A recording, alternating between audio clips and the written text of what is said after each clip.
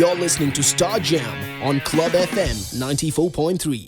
ചെന്നൈ ലൈഫിനെ കുറിച്ച് പറയാൻ പറ്റുന്ന ഒരു വ്യക്തിയാണ് ക്ലബ് ഫെമിലെ സ്റ്റാർ ജാമിൽ റീനുവിന്റെ കൂടെയുണ്ട്. ധ്യാൻ ശ്രീനിവാസൻ. ചെന്നൈയിലാണ് കോളേജ് പഠിച്ചതൊക്കെ? സ്കൂളും കോളേജും ഒക്കെ എല്ലാം ചെന്നൈയിലായിരുന്നു. ഒരു 6ാം ക്ലാസ് തൊട്ട് അവിടെയായിരുന്നു. +1 ലായിട്ടും ജോയിൻ ചെയ്തപ്പോൾ നാച്ചുറലി എന്നെയും അവിടെ അങ്ങോട്ടേക്ക് മാറ്റി. അപ്പൊ അവിടെ എത്തിക്കഴിഞ്ഞപ്പോ എനിക്ക് ഈ പറഞ്ഞ പോലെ ഭാഷ അറിയില്ല എന്നുള്ളൊരു പ്രശ്നമുണ്ട്. തമിഴ് അറിയില്ല, ഇംഗ്ലീഷ് മര്യാദയ്ക്ക് സംസാരിക്കണം. ആ ഒരു ലാംഗ്വേജ് കുറെ ബാരിയേഴ്സും കുറെ പ്രശ്നങ്ങളൊക്കെ ഉണ്ടായിരുന്നു. ഏട്ടൻ ആ പ്രശ്നങ്ങളൊക്കെ പെട്ടെന്ന് മാറ്റി. കാരണം വെച്ച് കഴിഞ്ഞാൽ ഏട്ടൻ പാട്ട് പാടും, ഹിന്ദി പാട്ട് പാടും, തമിഴ് പാട്ട് പാടും, മലയാളം പാട്ട് പാടും. അപ്പൊ ഏട്ടൻ ഞാൻ ഒരുമിച്ച് സ്കൂളിൽ പോകുന്നത്. അപ്പൊ ഞാൻ എന്റെ സ്കൂൾ വാനിലെ കാണുമ്പോൾ ഏട്ടൻ വാനിലെ സ്റ്റാറാണ്.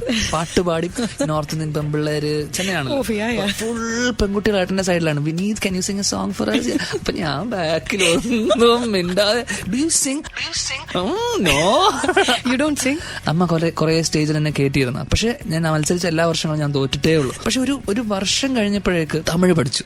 ഒരു 7ാം ക്ലാസ് കഴിഞ്ഞപ്പോഴേക്കും അത്യാവശ്യം ഇംഗ്ലീഷും കാര്യങ്ങളും സംസാരിക്കാൻ തുടങ്ങിയപ്പോ തന്നെ കുറെ സുഹൃത്തുക്കളായി, പഠിക്കാൻ തുടങ്ങി, മിടുക്കനായി. അപ്പൊ മിടുക്കനായപ്പോ തന്നെ പെൺകുട്ടികളൊക്കെ ശ്രദ്ധിക്കാൻ തുടങ്ങി. അപ്പൊ അങ്ങനെയൊക്കെ പഠിച്ചതുകൊണ്ടാവാം എനിക്ക് ഒന്ന് 10ാം ക്ലാസ്സിലൊക്കെ മാർക്ക് കുറഞ്ഞപ്പോ വീട്ടിൽ ഭയങ്കര വിഷമമായിരുന്നു. 8ാം ക്ലാസ്സിൽ നന്നായി പഠിച്ചല്ലോ. അപ്പൊ 10ാം ക്ലാസ്സിൽ എത്തി കഴിയുമ്പോഴേക്കും നമ്മൾ ഈ പറഞ്ഞ 8ലും 9ലൊക്കെ കുറെ സുഹൃത്തുക്കളായി, ശ്രദ്ധ കൂടുതൽ കിട്ടി. സുഹൃത്തുക്കൾക്ക് സമയം കൊടുത്തു. അവിടെ ഒരു 10ാം ക്ലാസ് കഴിയുമ്പോഴേക്കും എല്ലാവരും സ്കൂട്ടറും ബൈക്കും, വേറെ കൾച്ചറാണ്, ബൈക്ക് കൾച്ചർ ഭയങ്കരമാണ്. അവിടെ സിഗരറ്റ് വലിക്കുന്ന ആൺകുട്ടികളെ പെണ്ണുങ്ങൾക്ക് ഇഷ്ടമായിരുന്നു ഒരു സമയം. പക്ഷെ ധ്യാൻ ഇതൊന്നും ചെയ്തില്ലല്ലോ, കാരണം അമ്മ ഉപദേശിച്ചാരും പറഞ്ഞപ്പോ നേരത്തെ പറഞ്ഞില്ല, ചെയ്യില്ലായിരുന്നു. അവിടെ വേറെ ലെവൽ ഓഫ് ഫാന്റസി എന്ന് വെച്ച് കഴിഞ്ഞാൽ ഒരു ബൈക്ക് ഉണ്ടെങ്കിൽ അവിടെ പ്രേമിക്കുന്ന പെൺകുട്ടികളുണ്ടാവും. ലൈസൻസ് ഇല്ലാതെ ബൈക്ക് ഓടിക്കുന്ന ആൺകുട്ടികൾ അവരുടെ സിനിമയിലും ഉണ്ട്. അത് ചീത്ത കുട്ടികളെയാണ് അപ്പൊ എല്ലാരും പ്രണയിച്ചിരുന്നത്. അപ്പൊ നമ്മൾ നേരെ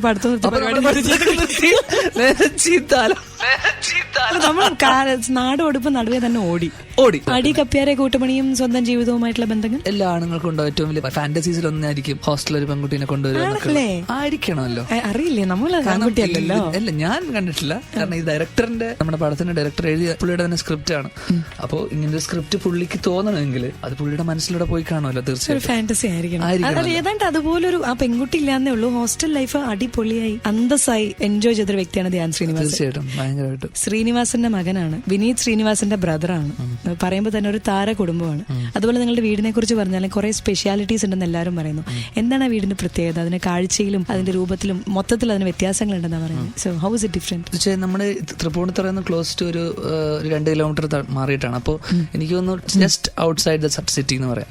അപ്പൊ അതുകൊണ്ട് തന്നെ ഈ സിറ്റിയുടെ എല്ലാ ബഹളങ്ങളും, ഈ പറഞ്ഞ പൊല്യൂഷൻ ഫ്രീ അല്ലെങ്കിൽ എല്ലാത്തിനും മാറിയിട്ടുള്ള ഒരു സ്ഥലമാണ്. അതിന്റെ ചുറ്റും പാടം. അപ്പൊ അങ്ങനെ ഒരു സ്ഥലത്ത് സാധാരണ ഒരു 4 കെട്ടൊക്കെ പോലത്തെ ഒരു വീടും പാടവും അതിനിടയിൽ ഒരു വീടായിരിക്കും. അപ്പൊ അച്ഛൻ നേരെ ആ കൺസെപ്റ്റിനൊക്കെ ബ്രേക്ക് ചെയ്ത് ഭയങ്കര കണ്ടംപററി ആയിട്ടുള്ള ഒരു വീട് എന്ന് വെച്ച് കഴിഞ്ഞാൽ ഭയങ്കര രസമുള്ള ഒരു വീടുണ്ടാക്കി.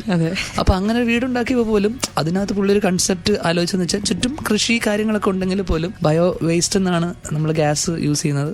പിന്നെ അവിടെ പശുവും കാര്യങ്ങളും വളമായിട്ടൊക്കെ പശുവിന്റെ ചാണകവും കാര്യങ്ങളും നാച്ചുറൽ ഫെർട്ടിലൈസേഴ്സും കാര്യങ്ങളൊക്കെയാണ് യൂസ് ചെയ്യുന്നത് കൃഷിക്ക് വേണ്ടി. സോളാർ പാനൽസ് ഉണ്ട്. അപ്പൊ കറണ്ട് നമ്മൾ കൺസ്യൂം ചെയ്യുന്ന ഈ പറഞ്ഞ പോലെ സോളാർ എനർജി യൂസ് ചെയ്തിട്ടാണ് ഇലക്ട്രിസിറ്റി. അങ്ങനെ സൗത്ത് ഇന്ത്യയിലെ ആദ്യത്തെ പ്ലാറ്റിനം റേറ്റഡ് സോളാർ ഹൗസ് എന്താ സംഭവം അവാർഡൊക്കെ. ഇതൊക്കെ ഞാൻ പേപ്പറിൽ വായിച്ചറിഞ്ഞത് മാത്രമേ എനിക്കുള്ളൂ. അപ്പോ അവരുണ്ടാക്കുന്നു, കഴിക്കുന്നു, ഞാനത് ടെസ്റ്റ് ചെയ്യുന്നു, കഴിക്കുന്നു. അതിന്റെ ഞാൻ കഴിച്ചിട്ട് ഞാൻ പറയാം പോരാ, അപ്പൊ കൃഷി മാറ്റാലോ. വേറൊരു കാര്യമുള്ളതെന്ന് വെച്ച് കഴിഞ്ഞാൽ ഇപ്പൊ അച്ഛൻ അതിന്റെ അടുത്ത് തന്നെ ഒരു കട തുടങ്ങി എന്ന് വെച്ച് കഴിഞ്ഞാൽ പച്ചക്കറി ജൈവ കൃഷിയിലൂടെ ഉണ്ടാക്കുന്ന പച്ചക്കറിയും കാര്യങ്ങളൊക്കെ. അപ്പൊ കുറെ ആൾക്കാരെ കടയിൽ വന്ന് വാങ്ങിക്കുന്നുണ്ട്. അപ്പോൾ വലിയ കാര്യം തന്നെയാണ്. കാരണം ആ ചുറ്റുമുള്ള ആൾക്കാരെല്ലാവരും നമ്മുടെ വീട്ടിൽ നിന്നാണ് സാധനം വാങ്ങിച്ചുകൊണ്ട് പോകുന്നതും എടുക്കുന്നതും കാര്യങ്ങളൊക്കെ. ഭാഗത്തോടി പോയി ധ്യാന്റെ വീട്ടിലേക്ക് എന്നെ കാണാനാന്ന് പറഞ്ഞാൽ ചില പച്ചൻ കേട്ടില്ല, പക്ഷെ ഭക്ഷണം പറഞ്ഞു കഴിഞ്ഞാൽ ചിലപ്പോ ഭക്ഷണം കിട്ടും.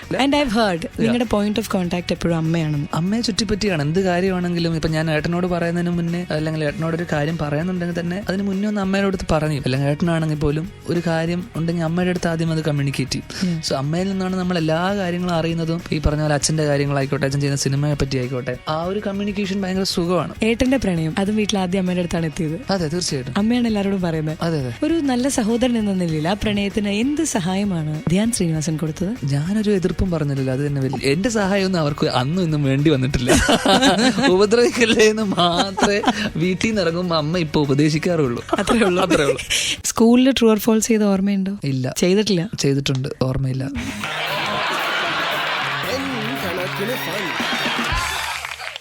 അടി കപ്പിയാരെ കൂട്ടമണിയിൽ പെൺകുട്ടിയെ ഹോസ്റ്റലിൽ കയറ്റി ഹെൽപ്പ് ചെയ്തു. അതുപോലെ റിയൽ ലൈഫിലും ഞാനൊരു പെൺകുട്ടിയെ ഹെൽപ്പ് ചെയ്തിട്ടുണ്ട്. ഫോൾസ്. പെൺകുട്ടികളെ ഒന്നും ഹെൽപ്പ് ചെയ്തിട്ടില്ല. ട്രൂ. നമ്മളെ ഈ കയ്യാലപ്പുറത്തെ തേങ്ങ പോലെ ആവാൻ പറ്റില്ല. ഒരിക്കലും ഞാൻ സത്യം മാത്രം ഞാൻ ഹെൽപ്പ് ചെയ്തിട്ടുണ്ട്, ഹോസ്റ്റലിനകത്തോട്ട് കയറ്റി ഹെൽപ്പ് ചെയ്തിട്ടില്ല. അല്ലാതെ ചെയ്തിട്ടുണ്ട്. ശരി.